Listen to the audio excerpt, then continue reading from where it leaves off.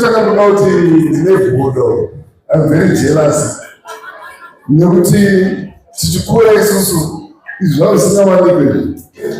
patakakura isusu waiti ukaona wakabata gitari chete kana wakabata instruments waiti zvakaro zvinhu zvakaro zviya ende kuchikoro painzi pari kuitwa music yakangori koro chete chete asi kutaura kuti koro music yakashata papati kunawo vanhu vane mavhoisi ane madzisa kungeidaya I remember ndiri grade 3 kana grade 4 ndakatodzimwa mukwaya dzipanaringa discoti vanzi ndemunhu vakadzimwa mukwaya ndakafunga kuti maybe zvemusic handisi zvangu asi panapa chandishamisa mainstruments ese aripo pane mbira pane marimba pane magitari kuzvikoro zvese zvandakamboinvitwa ndikaenda handisana ndamboona bhendi nemaECD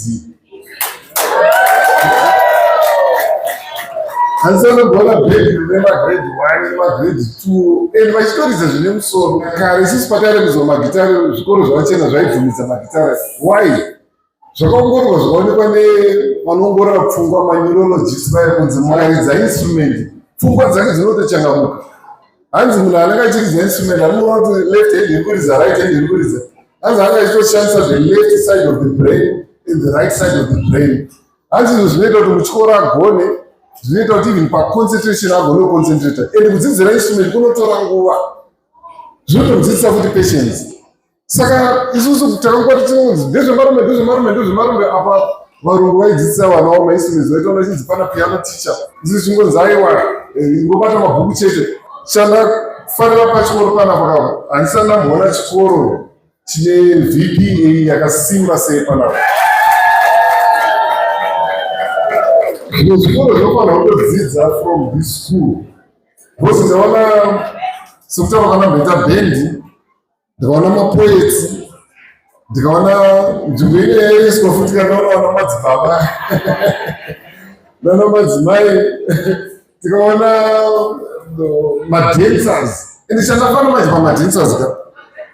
pamapedza ndatoona vamwe amai vacho vachipururudza vachiongera maoko vachipururudzira mwana wavo kutamba kutamba zvavasingaitike zvo zvakadaro kutamba bhozi kudhara waiti kana uri mukadzi wainzi ukaita magitari unoita pfambi kana uri murume wainzi unoita rombe time yatakatanga magitari kuti uwane munhu wokuroora chaizvo ainetsa mudzimai wangu andinaye kugara ino akazvambaradzwa napapa wake unzi uri kudananane anoita basa remagitari then pamusoro pazvo vandaiziva nounavo inini nevamwe vanhu vari close ndakafunga kuti pamwe vachafarawo kuti mwana uyu ndomagitari asawana munhu kwaye wakatoenda kumudzimai wokuti wakati mwanangu wadii otsvaga mukomana ari nani uyu ndomagitari uyu uchamomitiswa usiva but aitele kuti right now tane 30 years tiri tesi nemunhu iye ainzi uchamomitiswa usiva saka magitari haiti semunhurume munhu anenge atogara ari rumbe nakudhara ozokuwana vheko yekuita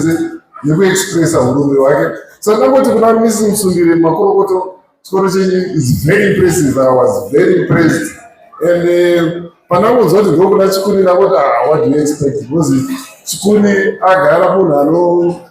ane passion yekudzidzisa vana and MC wambotaura nyaya yemakizi pane kamwakarizwa naChikuni panapa nemwana